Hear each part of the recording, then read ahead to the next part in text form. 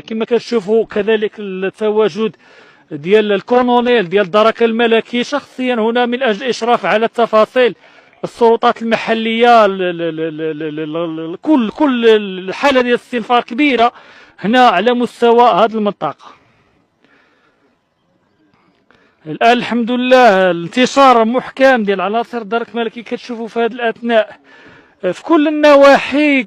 اينما يعني شفتي غتلقى العناصر ديال الدرك الملكي منتشرين هنا. اكيد الحمد لله على لطف الله تخلينا بزاف سمعنا طياره طاحت نواحي مطار فاس السيس.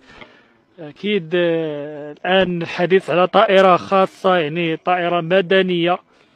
الحديث على 3 ديال الركاب اللي كانوا فيها ولا ربان على ما اعتقد 3 ديال الربان اللي كانوا فيها.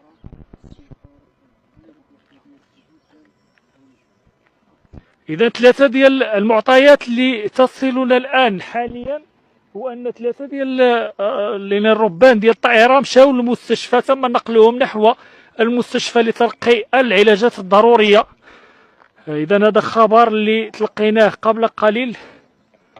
3 ديال الربان ديال اللي كانوا على متن الطائره اللي تم نقلهم نحو المستشفى قبل لحظات من اجل تلقي العلاجات الضروريه.